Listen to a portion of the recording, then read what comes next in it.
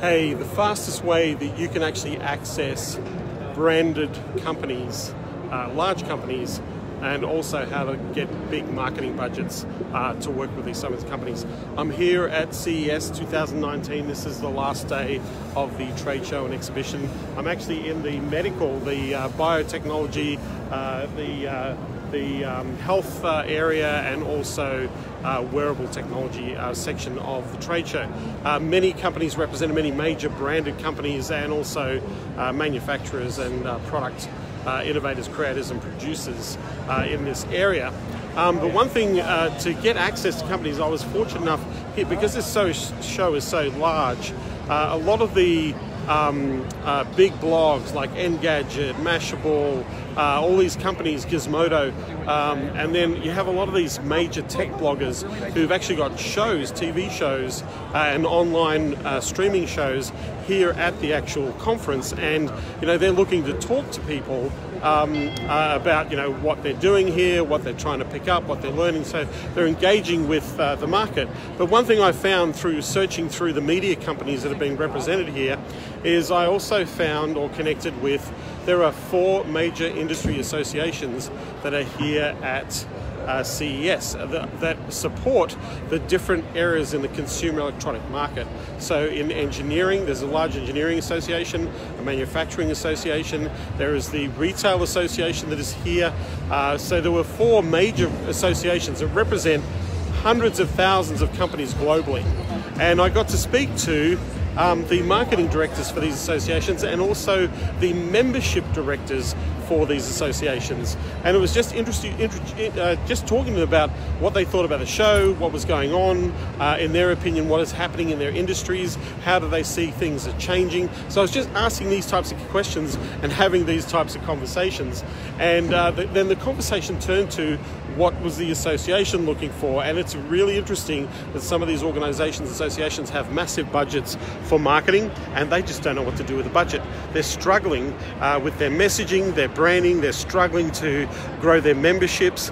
They're also struggling to stay relevant because a lot of these associations provide arbitration, legal lobbying for government lobby and policy, and so they tend to cater towards the larger end of the market, so which means it is very accessible. And so one thing that I found that came from the conversations is these associations are looking for people who want to provide relevant content in education and training in marketing. So they want somebody to provide ideas and tactics on Facebook advertising, Google AdWords training, they want SEO training, e-commerce, conversion rate optimization, design training, user interface training.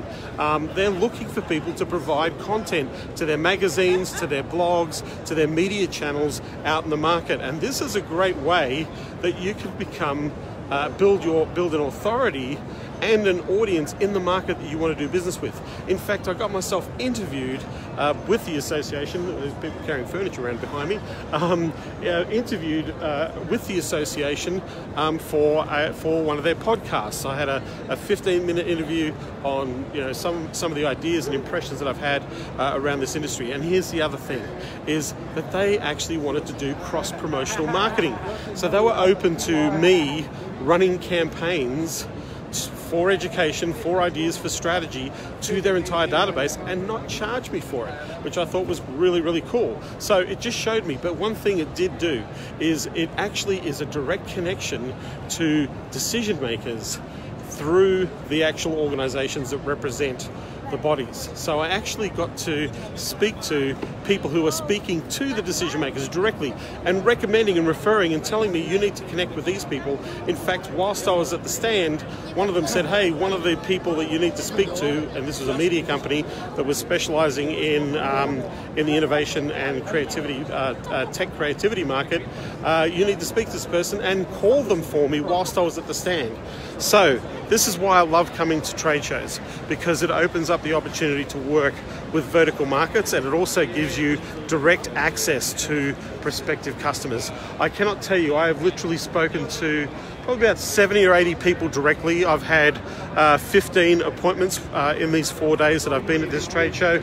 Yes, they're very long days. They start at 6 o'clock in the morning with breakfast, and they go all the way through till 1 or 2 o'clock in the morning for the functions that they put on at this event. And so everybody is hyped to try and connect with as many people as possible to maximize their opportunity for business, to do business here. Everybody wants to do business here, right? So this is why I love coming to the show.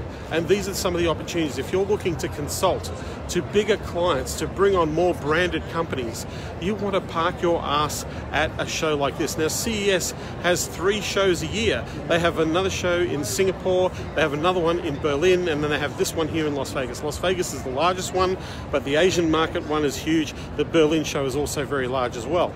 So there's opportunity to travel with this show and build stronger relationships, stronger business opportunities in the market. Now, let's talk about how expensive it is to be here in comparison to what your return could be. So I've been here for 4 days. I flew literally from Australia. I came in via Hawaii. I'm staying at a hotel. I'm staying right on the middle of the strip, so I'm staying in the most expensive part of town purely because I want easy access to this trade show. So just to get here and to spend the 4 days here, it's probably cost me about $7,500 is what I've spent to be here for 4 days, right? However, I've closed the deal and probably open the opportunity to $500,000 to $1 million worth of revenue out of this run trade show. So was it worth investing $8,000 to generate those opportunities and also future opportunities and leveraged opportunities? Absolutely.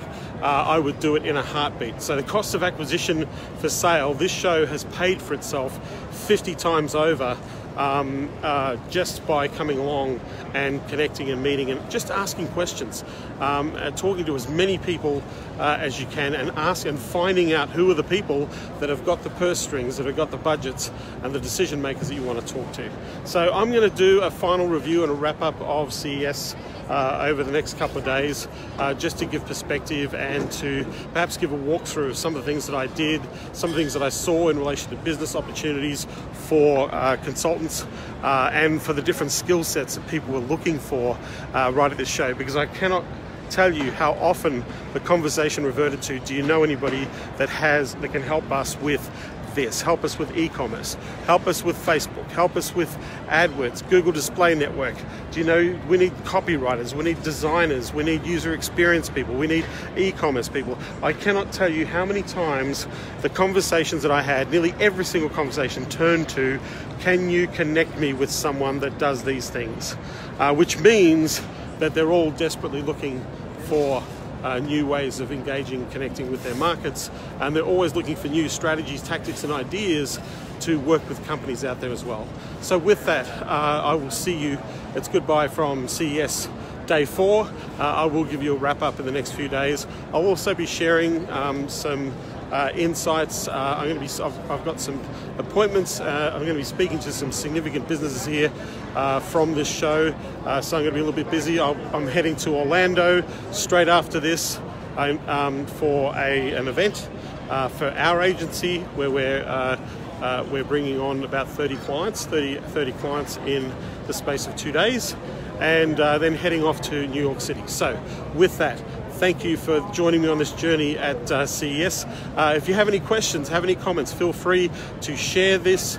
But as I said, I'd love to get some feedback on what you think about some of the ideas I've been sharing with you on these videos. Take care. I'll talk to you soon.